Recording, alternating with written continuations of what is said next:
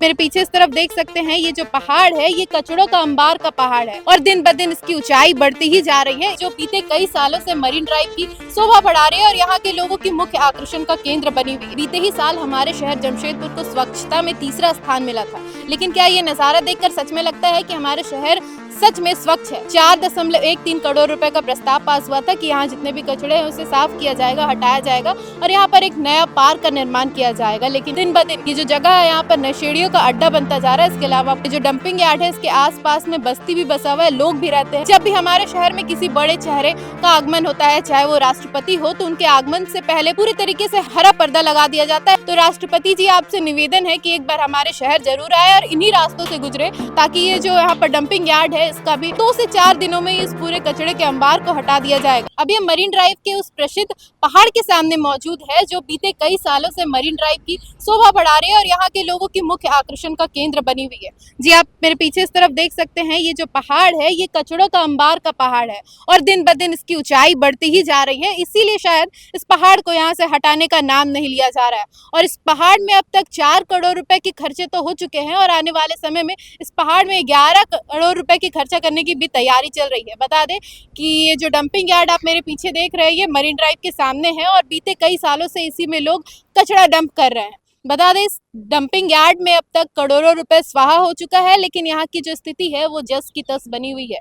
2023 में प्रस्ताव पास हुआ था, जिसमें 4.13 करोड़ रुपए का प्रस्ताव पास हुआ था कि यहाँ जितने भी कचड़े हैं उसे साफ किया जाएगा, हटाया जाएगा और यहाँ पर एक नया पार्क का निर्माण किया जाएगा। लेकिन आज 2.5 साल बीतने को है, अब तक किसी भी तरीके का काम का शुरुआत नहीं हुआ है। मशीनें भी लाई गई, लेकिन स्थिति अभी भी जस की तस बनी हुई है और अब दिन ब दिन ये जो जगह है यहाँ पर नशेड़ियों का अड्डा बनता जा रहा है। इसके अलावा आपको बता दें कि ये जो डंपिंग यार्ड है इसके आसपास में बस्ती भी बसा हुआ है, लोग भी रहते हैं। तो आप सोच सकते हैं कि इतने कचड़े के बगल में रहना उन्हें कितनी मुश्किलों का सामना करना पड़ता होगा।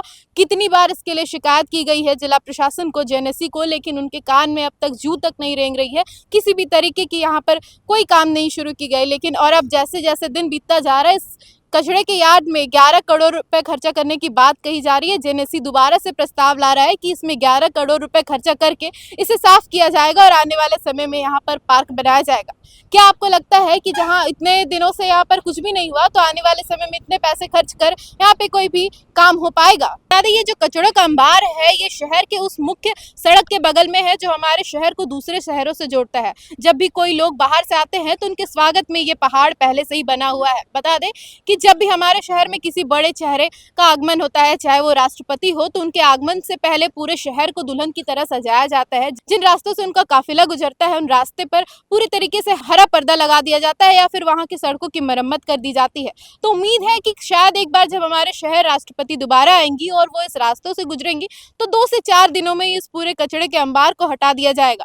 तो राष्ट्रपति जी, आपसे निवेदन है कि एक बार हमारे शहर जरूर आए और इन्हीं रास्तों से गुजरे, ताकि ये जो यहाँ पर डंपिंग यार्ड है इसका भी निस्तारण हो सके और यहाँ पर एक अच्छे पार्क का निर्माण हो सके और जो नशेड़ियों का अड्डा बना हो यहाँ, उससे भी लोगों को छुटकारा मिले।